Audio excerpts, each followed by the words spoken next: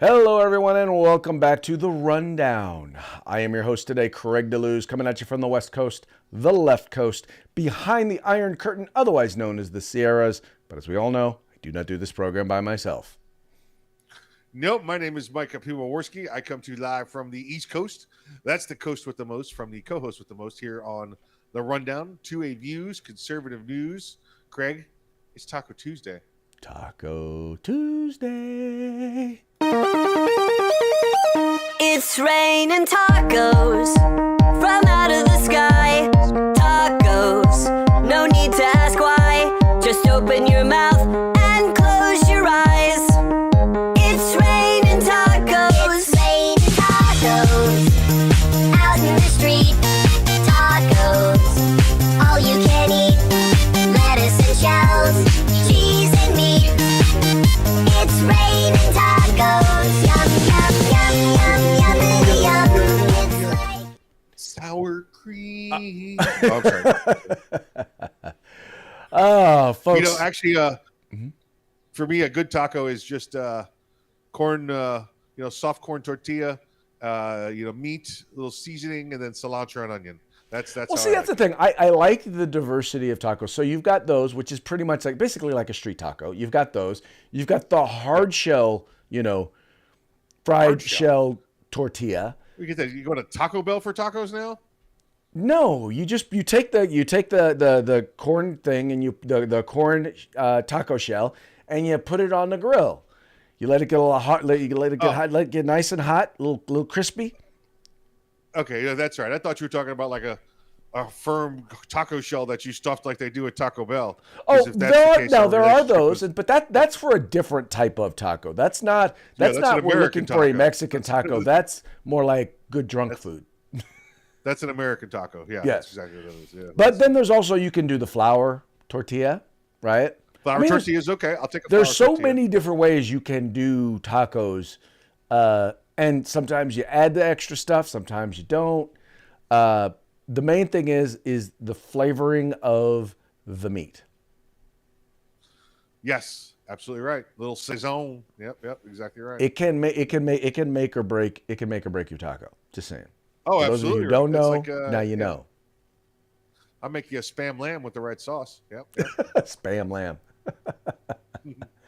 Excelente. Hey, folks.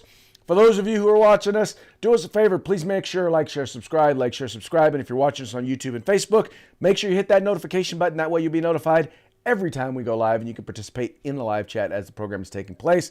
And for those of you who are just listening to us, look, make sure to share. Let people know, look, you can listen to us in the car wherever you find your podcast. You can find us. So make sure, encourage your friends, because, folks, this is where the conversation is taking place day. That's every day for those of you who speak English. Right cheer. It's happening right here, folks. Right here. Right here is the spot. Yep. All right, so, it's kind of hard. It's been kind of hard ever since the end of last week, because there's just so much stuff in the news. Trying to identify exactly what to talk about and fit it all in has been almost impossible. Yep. Yeah, the number of things that we've had to leave out. Okay. One of the things that I wanted to touch on today, because yesterday we didn't get a chance to touch on it, was the Supreme Court ruling relating to the football coach who was, so he was, for a long period of time, he was, after each football game, he would go to the 50-yard line and would kneel and say a silent prayer. Well, eventually, some students, some of his athletes, and then eventually some students, and then some of the players from the other teams would join him at the 50-yard line for prayer. Well, he was summarily disciplined and fired from his school district for violating the separation of church and state. Well, the Supreme Court heard his case. Let's just put it this way. They basically deemed that no. He basically deemed in a 6-3 ruling that the former coach, Mr. Joseph Kennedy, they sided with him. They said that even though the school argued that they didn't want students to feel, quote unquote, pressured to join in the prayer, which, by the way, they were not pressured to join in the prayer because not every student did. The point was that he was offering a silent prayer. And really what this case did was it pitted two principles against each other. One was the Establishment Clause, which basically says in the Constitution, the government, that Congress shall pass no law respecting the establishment of religion. But what we've seen over the last, I want to say 40, 50 years, has been an ignoring of the phrase that comes after that, which is, or prohibiting the free exercise thereof. And what the Supreme Court said very clearly in this decision and in the opinion was, we get not establishing a religion, but you cannot get to the point where you are prohibiting the free exercise thereof. And that's exactly what they were doing in this case. Yeah, I think the justices in the past have misinterpreted one word, Craig, and that's what it comes down to, one word. It is as you said, respecting the establishment of a religion, right? That the government cannot get in the business of respecting the establishment of a religion, which is much different than recognizing the establishment of a religion, okay? Respecting the establishment means, oh, look, there's a religion. That's the one we respect. That's the one we are going to put our seal of approval behind, as opposed to recognize, which is, oh, look, that guy's praying. Everybody stop goofing off and let him do his thing. There's a big difference between respect and recognize. And this is the first time we've seen them go back to recognize, and allowing him to do such a thing rather than respecting religion. We are respecting the man while he does his own thing, but we have not respected the religion. Meantime, we recognize the religion, we recognize that he's doing his thing, and we're going to allow him to continue to do such. Well, I think the thing is as long as we're not prohibiting, I don't think it's as much, I don't think it's really either recognizing or, I think the key is he's allowed to do it. In other words, if he wants to do it and he chooses to do it, and he's not forcing, even as an agent of the government, in this case as a teacher, they consider him to be an agent of the government, he's not forcing anybody or pressuring anybody else to participate. Right. But if they choose to participate, they get to. Right, and I get that, but the word respect to me signifies that the government has respected that religion, is giving it credibility, and that's not what the government's supposed to be doing. The government's not supposed to rule on which religion is better than the other religion. And if they right. respected his religion there on the field, they'd be recognizing that, or they'd be establishing that his religion right. is the one that they want to follow. But right. just recognizing that he's having a personal moment, right. and me as the government is not taking part in it or right. forcing anybody to take part in it or saying it's our official religion. Right. That's okay. You can't, it's no difference than, if he walks down the street and says, he likes the Whopper, F the Big Mac, it's his choice for one over the other. Well, what I would say is that if he decided that he wanted to go out to the 50-yard line and roll out a prayer rug and pray to Allah, he has a right to do that.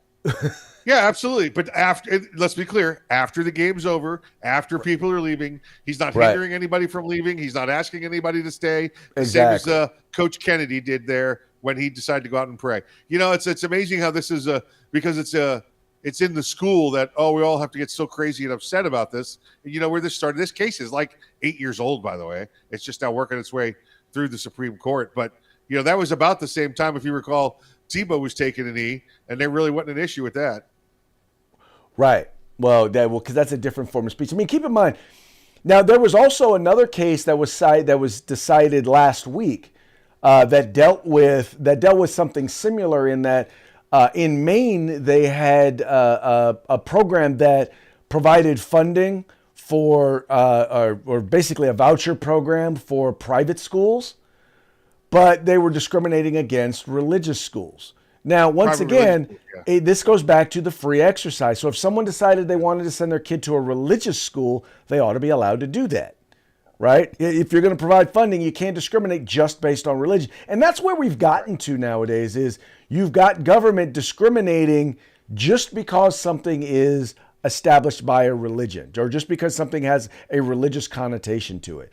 And I think what the justices are saying, in particular in these two decisions, is, there's got to be a balancing act. We're not lifting one religion up above another. We're not saying this is a favored, quote unquote, favored religion.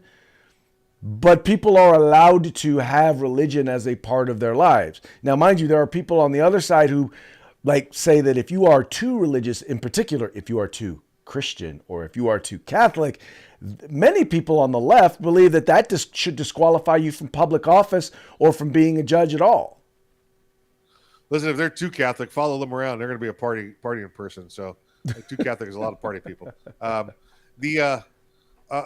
Craig, we talked about this last week, and I talked about this one with my bank of attorneys that I was hanging out with. The main case. It's like we said, just so folks understand the facts. This is not every religious school got money, or it affected every religious school. In Maine, the schools are so spread out that private schools were sitting in and taking the place of public schools. So there wasn't enough schools to go around. So when a private school would show up and apply for state funding, if they were the only ones in their area, they got the funding. Well, if that private school happened to be a religious school, the state was just blanketly saying no.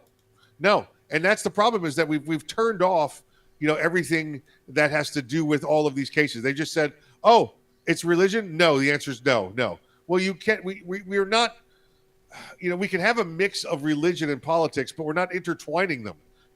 They can exist next to each other. We don't have to tell them no. If every veteran or every homeless person came up asking for money and we said, sorry, we're no to vets because they're all drug addicts, or all homeless people because they're all drug addicts. It's you can't characterize everybody under the same broad stroke. And that's what they've done with religion. I understand that the separation of church and state is clearly in our Constitution, in our Declaration of Independence, and it must be respected. But nobody's giving money to the church so they could take over the state. We're giving money to those churches there so they could provide a primary education to people that the state's not able to provide a primary education to. Oh, and by the way, they have to follow the state's primary education format if they're getting that money. Does this, again, every religious school? No, because in some of the other jurisdictions, there's public schools that take their place. So you can't say no just because of religion. Exactly. That's the thing. That's the key, is because once you say no just because it's religion, now you are prohibiting the free exercise of religion. Yes. And that is a no-go, at least now, as far as the Supreme Court has decided. A lot of experts believe it's going to start to see a pendulum swing when it comes to religious liberty. It'll be interesting to see how far that pendulum actually swings.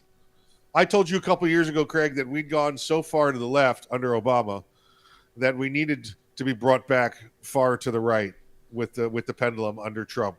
Right.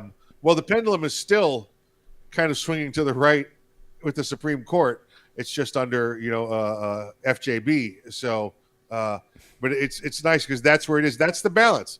And listen, I think we're talking about 248 years ago, right? 46 years ago, where you had a group of guys sit around and say, hey, let's have 3 houses where they're all equally divided because we don't want one to be able to take over from the other.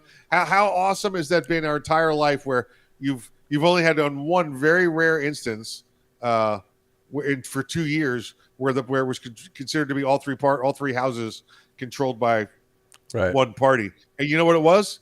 Well, I know what it wasn't. It wasn't the end of the world. No, it wasn't. Yeah. There were still the balancing act. There were still checks and balances there. Yes, there were. There most definitely were. All right.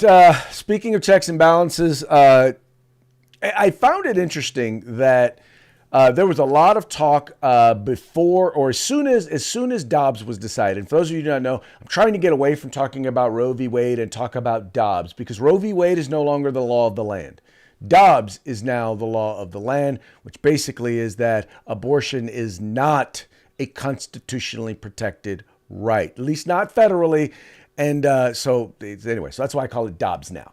But there was a lot of talk about violence that would be taking place as a result of those decisions, as a result of the decision. And sure enough, immediately we saw a ton of violence taking place in various cities, or at least one here, Portland, where there was basically turned violent, businesses vandalized. And by the way, there was violence before Dobbs. Let's be clear. There was violence that was taking place before the decision.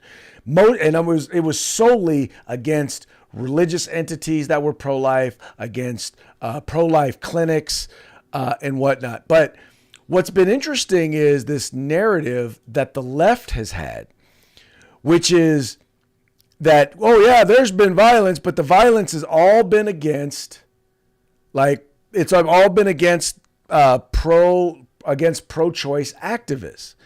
And they're trying to push this narrative that the only people who are being attacked are people on the left. But now, Mike, what's funny about watching some of this stuff and reading some of these things is that they're completely ignoring the violence that was perpetrated. Like, they're still acting like they're going to these protests and the police are attacking peaceful protesters and beating them to the ground.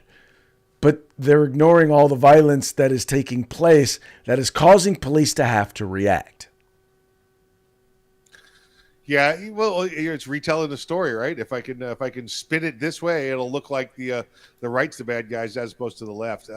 Listen, I've seen, vulgarities now printed on automobiles. Like I saw one yesterday that had F SCOTUS in the whole rear window, but it didn't say F. It had the other three letters. So people don't care. That's the tolerant left, by the way, that doesn't mind your 5 or 6 year old sitting you in the car and go, "Mommy, what's F mean?" And you have to explain that to them because it's time to educate them on abortion at 5 and 6, just like you want to do with your alternate lifestyles. Education. Craig, what I did see yesterday concerning Dobbs was the state of Louisiana has one of the trigger laws.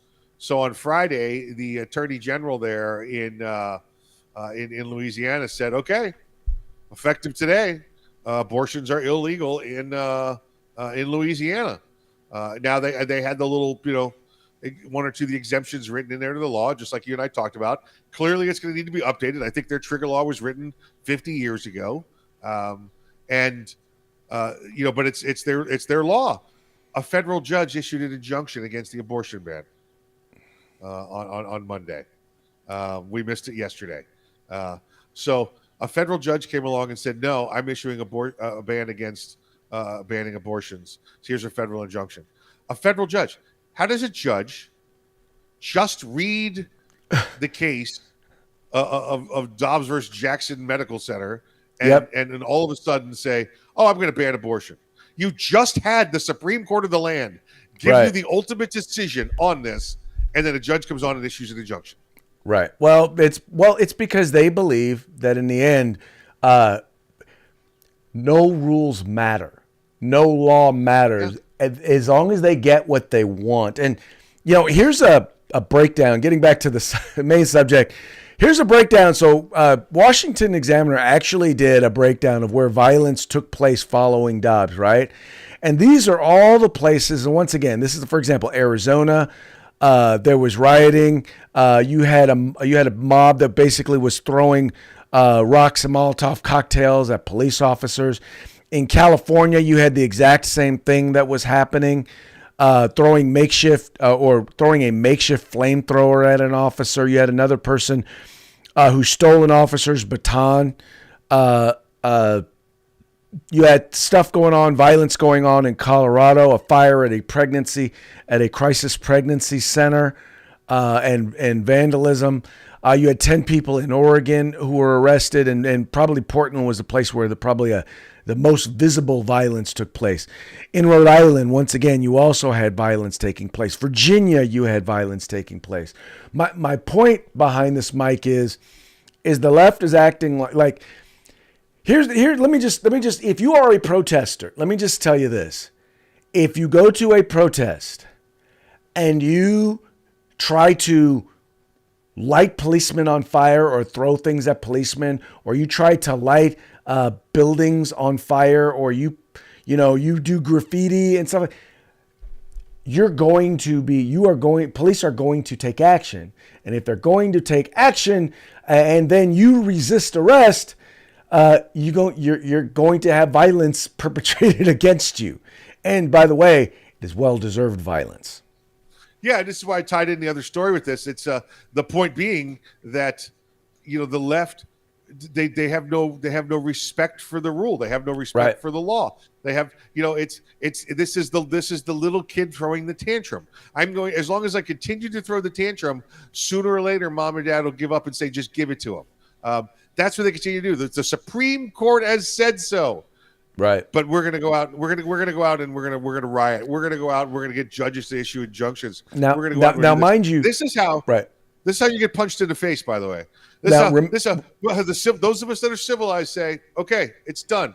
It's over. Let's get back to being good neighbors and talk about baseball or something else." Now, we got to do this. All right, here you go. Throat punch Thursday. There you go. Just like right. That. Well, and you know what? I'll just put it this way: you didn't see this happen when Casey was decided. You didn't see the right out there doing all this stuff when the Supreme Court came out in support of same-sex marriage. Once again, you didn't see this happen. You didn't see this happen on the right. But that's also, then you start to see instances with groups like the Proud Boys where all of a sudden they start to say, well, guess what? If you're going to allow them to not, the other side, to get violent when they don't like something, well, then guess what? We're going to do it too. Then all of a sudden we wind up with 2 weeks of congressional hearings. Yeah. Right? Yeah. Because it's now an insurrection. We're going to impeach the Proud Boys or whatever we're doing. Whatever we're going to do, we're going to impeach the Proud Boys. The proud white supremacist Hispanic-led boys. Yeah. Well, Afro-Hispanic, because let's throw that in there. Yeah. They're diverse. Their leadership is very diverse. Very diverse. Very especially diverse. For a white guy, right? Afro-Latino really white supremacist is I think the exact term to use for their leader. Listen, George Zimmerman is more white than that guy. Okay? let's say that. Well, because he's got the last name Zimmerman. I know. That's right. Yeah. All right. Jorge Zimmerman. All right, moving right along, and this is actually a very sad story. There was we all know that we've been fighting that there is a crisis going on at our southern border. There are hundreds, and when I say hundreds of thousands, I mean hundreds of thousands of people who are crossing into our country that we know of every month. Millions over the last year who are just crossing into our country, and many of them are risking life and limb to come to the United States. And because of the open border policies of the left and our president. Well, now we're seeing, and unfortunately a lot of people have died trying to cross and come into our country, but it seems like it takes people dying in large chunks for us as a country to wake up and see that something is going on. Just like they ignore the violence that takes place in Chicago every weekend, they ignore the carnage at our southern border. Well, here we have an instance where 46 were found dead, 16 were hospitalized after an abandoned tractor trailer was found with undocumented or illegal immigrants who were trying to get into the country. It was basically abandoned, and they were locked in the back. Now, Mike, this is happening for one reason, and that is because we have a Democratic Party, and I don't place this all on Joe Biden. I place this all on the Democratic Party, who is basically inviting people to come to the United States, telling them, if you can get across, and you can get into the country, you're pretty much, you're going to be able to stay, and you're going to be able to become, to live the American dream. And I don't think there's any other way. And the fact is, these folks are looking to do it, and they're doing it illegally, and I'm on the verge of being speechless. Yeah, listen. First off, when you read this article, Craig, it's horrible because we discussed 46 dead, we discussed 16 going to hospital, and then we start blaming the government, and we're not blaming the Let's Go Brandon government. We're blaming the Trump government They come out and they say, listen, it's because of the overly strict immigration policies. If we had open borders like we wanted here on the left, this wouldn't have happened. These people would have walked across our border and been met with flower petals and unicorns and doilies and lace. But no, that's not it, because that's what they want happening. We still have to have some immigration to keep, I don't know, terrorists and idiots and all the other reasons from the world for them to come into here. Or how about just we don't mind immigration. We just want to control the flow. All right, for so many hundreds of reasons. It's our country, and we want to make sure the sanctity of our country. And again, I'm not saying keep immigrants out. There's a perfect way to keep them in. Just come to the border, do your paperwork, do the checkpoint, come on in. You sneak across the border in the back of a truck. This is the results. This is what happens. Greg, I don't think anybody meant to kill these people. I do want to say that.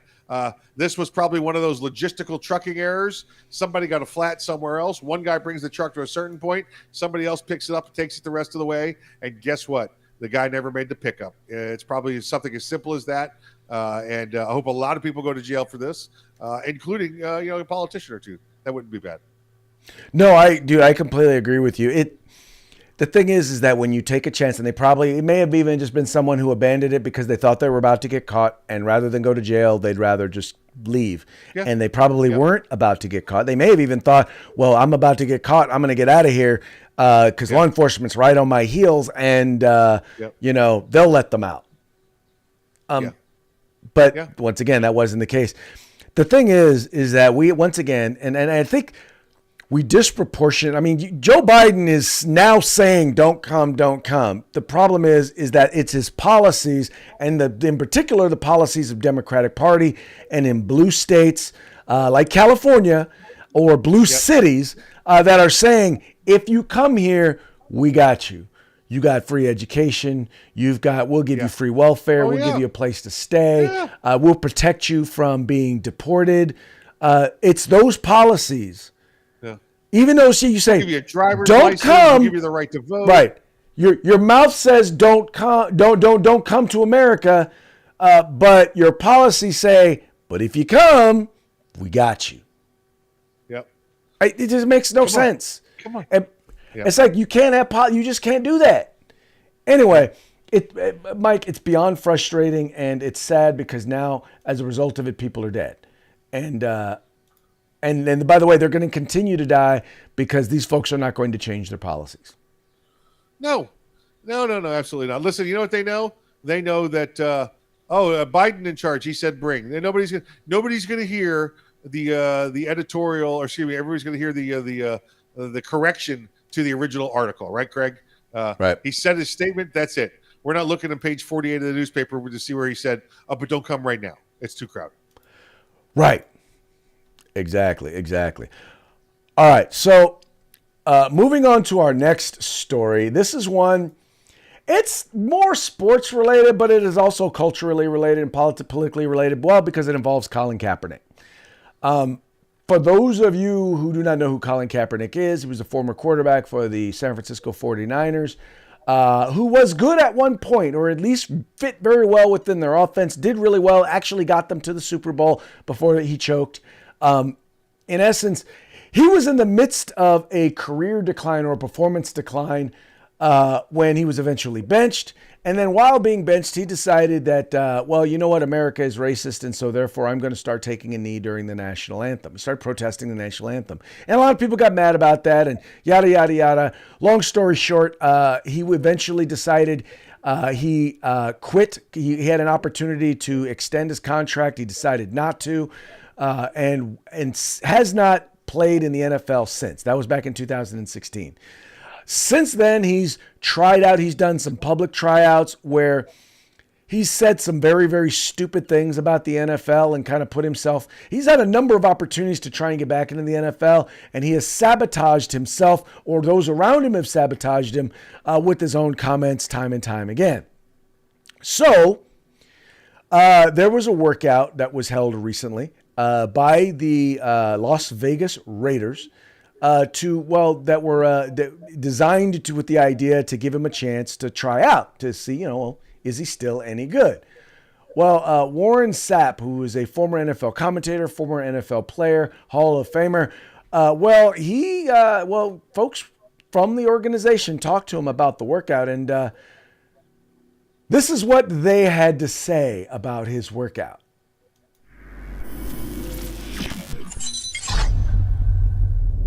I mean, do you see Kaepernick coming back? I mean, he tried out with the Raiders recently, but I heard the tryout wasn't all that great. I heard it was a disaster. I heard it was one of the worst workouts ever. I'm wondering how the hell this happened and the tape didn't get out, right? I mean, somebody wasn't over the fence or nothing? Come on, man. We live in a world right now where you put a drone up. Hey, it ain't like they can stop you. They ain't gonna stop the workout talking about there's a drone up here. We don't know who this is. I mean, what? Come on, let's run this. They don't even send them up the ladder anymore. You remember we used to go out to practice? Send the guy up the thing, he's shooting practice off. Unbelievable. Yeah, I mean, we just interviewed. So, turns out that the workout was garbage. Now, mind you, his agent did come out and had a few choice words. He said, well, he came out and said, well, I don't know. If it was such a disaster, why is it that the Raiders said, oh, my God, it was phenomenal. He was so impressive and yada, yada, yada, and how good he was. But, Mike, there was only one thing that I looked after all that, and it was this. You notice he's had like 2 individual tryouts. He's had at least 1 group tryout, and nobody has signed him. Yep. And listen, I feel for the Raiders too. They're like, all right, let's bring this guy over. Let's see. Maybe he's got some skills. Maybe everybody else is just overreacting to this guy. And then he shows up and he, like you said, he starts bad mouthing the NFL and white people and everything else. And he's like, the owner's like, you know what? F this guy. Get rid of him. I don't care if he's throwing, bullets, 100 yards down and he can scramble. Not worth the headache. That's it's just when it comes down to that. I don't. Is the juice worth the squeeze? And it's definitely not with this guy. Well, and that's the thing is, like they point out here, they say, well, I guess Warren didn't talk to the general manager or the head coach. No, all I needed to know was they signed Nick Mullins as a backup, not Colin Kaepernick. They signed another quarterback. That's how I know that his tryout wasn't that good. Warren Sapp had a better chance of getting re-signed than Colin Kaepernick did. So. I mean, but Mike, what were they going to say? Were they going to say, oh, no, Colin sucked. He was horrible. Yeah. You can't, because then you become part of the lawsuit, right? Right. Then you're racist. Right. You're racist then, right? They then would be deemed racist. But I thought Warren Sapp made an excellent point. You're telling me there was no film? They didn't. Nobody recorded the workout? Yep. There's no evidence of it. Now, mind you, this wasn't scripted the way the workout that Colin put together himself, all 100% scripted, right? This was him him throwing to their passing tree, him implementing their offense. All I'm guessing is it was bad, and they didn't want to make him look bad, and they didn't want to look bad by making him look bad, which is why there's no video evidence of the tryout. Listen, you heard Warren, right? He said that they got to have a ladder, right? I think that's exactly how he said it. Right. Well, he's like, he's like, you don't even have to have the ladder. He's saying normally these guys would be up on a ladder filming down. No, all you need is a drone. Yeah. Yeah, no. Well, it is 115 degrees in Vegas. I think drones melt, so they might be right there. Hey, they probably did with. I don't know if the tryout was indoors or outdoors, but no, they do have the Mars drones. Like, right? Send up a Mars drone. There you go. Yeah, those things could take several hundred degrees Fahrenheit. Yeah, so in that direct sunlight. Yeah. The thing is, Mike, he's 34 years old. He hasn't played in 6 years. He's done. He's had the opportunity to show what he can do by playing teams in the XFL wanted him. He didn't want to play there. Yeah, teams in Arena Football wanted him. He didn't want to play there. The XFL out there, the USFL, nobody. He's gone to none of them. They've like you said, they made inquiries. Hey, you want to play? Nope. I'll tell you what, Craig, this was probably one of those. I bet you there's some depositions or something coming up, and they needed to stir the publicity pot. That's all this was. Probably so. But yeah, no, I'm sorry. And I will just say that I think that people said nice things about his tryout because they didn't want to get sued. Just like, for example, a lot of employers, if you call and check for a reference, a lot of his employers, all they will do is verify, yes, they worked here from this day to this day. Yep. Were they a good employee? Yep. Yeah, no, we don't do that. Yeah, they're not even allowed. They used to be able to at least say, what was it? Are they eligible for rehire? You're not even allowed to do that anymore. Nope. Yeah. Nope. Well, you can do it, but you open yourself up to get sued. Sure. Yeah, exactly right. And that's what they didn't want to have happen. That's right. All right, let's move on to. We got a few parting shots today. Let's go with the first one. This is kind of in the spirit of how the left views protests, because we look at what happened after George Floyd, and when the left gets violent, it's considered to be mostly peaceful. Well, now you got the dude, and I keep forgetting this actor's name, but he's actually supposed to be the guy from both Breaking Bad and Better Call Saul. But he's basically looking kind of seriously into the camera, and he's like, it's about to get mostly peaceful. That's a good one. I do like that one. That is a good one. I do very much enjoy that one. That's how they roll. Giancarlo Esposito. Giancarlo Esposito. Thank you for looking it up, Mike. Yeah. All right, now the next one is kind of a take because, well, for those of you who do not know, and I will not say that